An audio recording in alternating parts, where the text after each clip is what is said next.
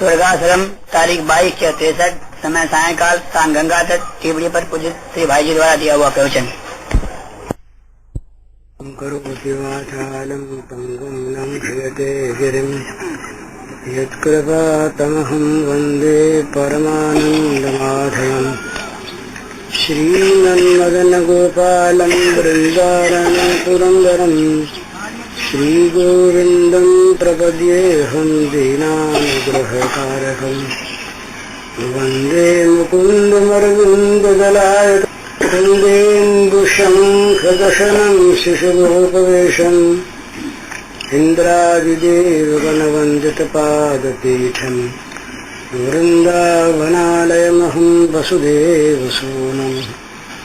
नवजलधरवर्णं चम्पकोद्भासिकरणं विकसितनलिनास्यं विस्फुरन्नन्दहास्यं कनकरुचिदुकूलं चारुबर्हावचूलं कमपि निखिलसारं नौमि गोपीकुमारम्। वंशीविभूषितकरान्नवनीरदाभात् पीताम्बरागरुणबिम्बफलाधरोष्ठात् पूर्णेन्दुसुन्दरमुखादरविन्दनेत्रात् कृष्णात् परं किमपि तत्त्वमहं न जाने श्रीहरिः।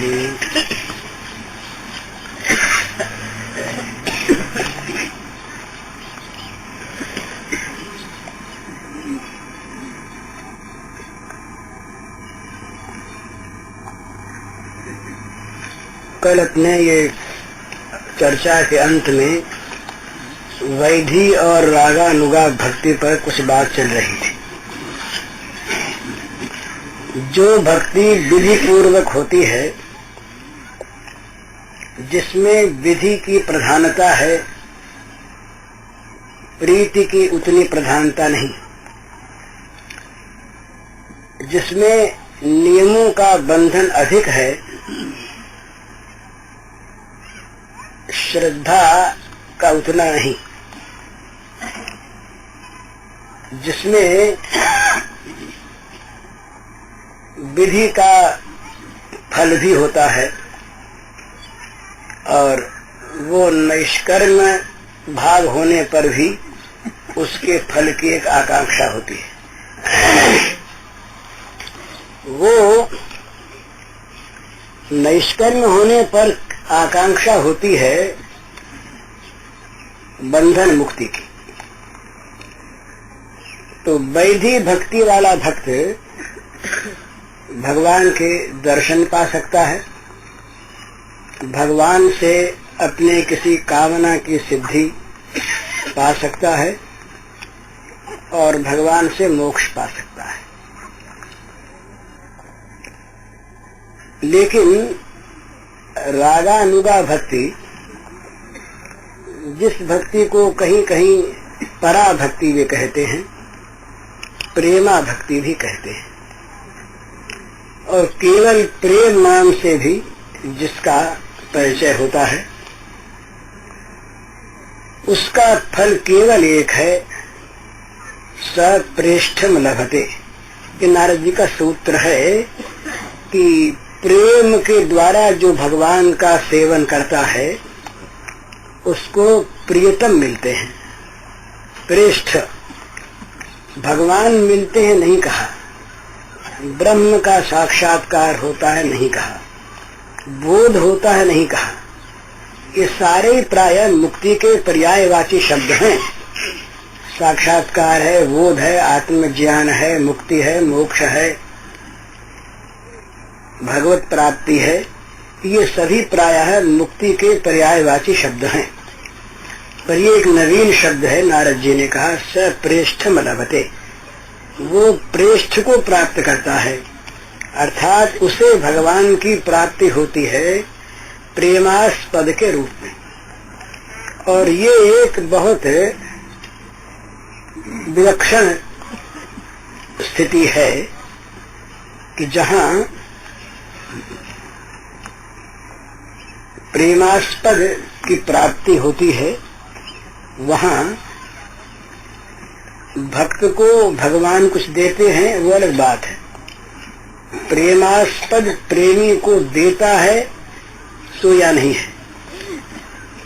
प्रेमास्पद प्रेमी से लेने के लिए लालायित रहता है।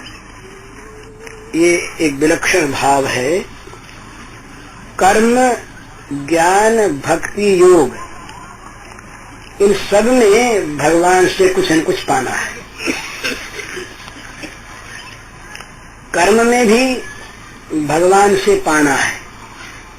कर्म का फल या निष्काम होने पर नैष्कर्म सिद्धि, ये कर्म का फल है, मिलता है।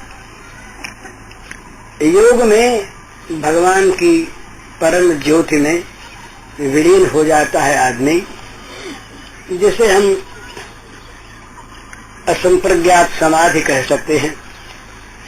योग का फल परमात्मा की प्राप्ति है। उसमें भी लेता है कुछ, वो साधक लेता है। साधक इन योग में, कर्म में, भक्ति में और ज्ञान में शुरू करता है लेने की इच्छा से ही। लेने की इच्छा भुक्ति हो या मुक्ति हो, कोई सी भी हो, पर अपने लिए कुछ पाने की इच्छा रहती है सब साधनों में। भगवान देने वाले रहते हैं सब। जितने भी साधन हैं सबकी सिद्धि में भगवान दाता हैं, भगवान देने वाले हैं, भगवान लेने वाले नहीं। पर इस प्रेम के साम्राज्य में विलक्षणता है कि देने वाले लेने वाले बन जाते हैं। आप्त काम पूर्ण काम सकाम बन जाते हैं।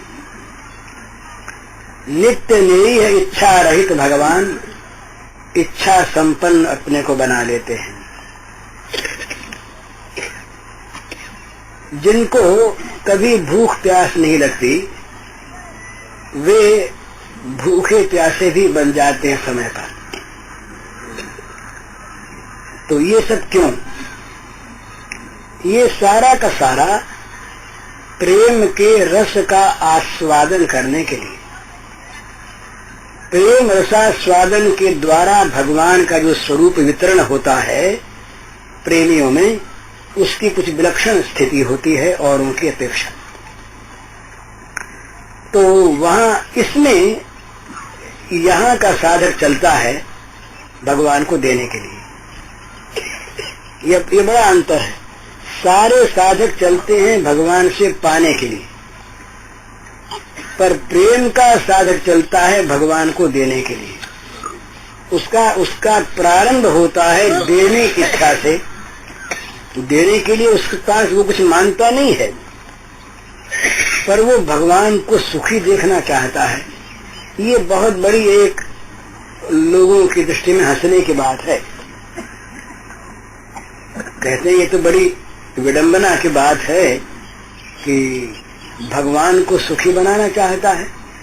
क्या सुख उसके पास है जो भगवान को देकर सुखी बनाएगा? उसके पास कौन सी सुख की सामग्री है जो भगवान को सुखी कर सकेगी? जो सुख स्वरूप हैं, जो सुख सागर हैं, जो सुख निधि हैं, आत्यंतिक सुख जिनका स्वाभाविक रूप है, सारे सुखों के जो परम उत्स हैं, मूलक प्रपात हैं, वे भगवान किससे क्या सुखी होंगे? ये बड़े आश्चर्य का विषय होता है कि भगवान को सुखी बनाने के लिए, पर इस भावना में जो एक अमृत है, लेने की इच्छा, अपने सुख की इच्छा का सर्वथा परित्याग, ये जो त्याग है, ये त्याग रूपी जो महान अमृत है, इस त्याग रस का पान भगवान करना चाहते हैं। इसीलिए ये समझ लेने का विषय है कि इस प्रेम राज्य में भोग को कहीं स्थान नहीं है। त्याग से ही इसका प्रारंभ होता है। अपने लिए कुछ नहीं चाहिए, देने पर भी नहीं चाहिए, मिलने पर भी नहीं स्वीकार, इच्छा तो है ही नहीं। तो इस प्रकार की परिस्थिति में जो महान त्याग होता है वो त्याग अत्यंत पवित्र होता है। उस त्याग से एक स्वाभाविक विमल आनंद होता है, एक रस का निर्यास उससे निकलता है जो भगवान को लालायित करता है। भगवान उसके लिए भूखे भी बन जाते हैं, प्यासे भी बन जाते हैं। विभिन्न रसों में, वात्सल्य रस में भगवान भूखे हैं, प्यासे हैं, मैया का स्तन्यपान करने के लिए मचल उठते, वो खेलने का आनंद लेना चाहते हैं तो सखाओं से खेल करते हैं। तो ये सब चीजें भगवान क्यों स्वीकार करते हैं? उस त्याग का ही महत्व इसमें है। तो त्याग से प्रारंभ होता है इस प्रेम का, प्रेम का उद्गम त्याग है। इसीलिए भगवान से वो त्यागी कुछ पाना नहीं चाहता, देता है और भगवान उससे लेकर सुखी होते हैं। देकर सुखी भगवान हमेशा ही होते हैं, पर यहाँ भगवान लेकर सुखी होते हैं। क्यों? कि वो लेना चाहता नहीं, उसको सुख होगा देने से ही। भाई वर्षा में जिनको न बैठना हो न बैठ सकें,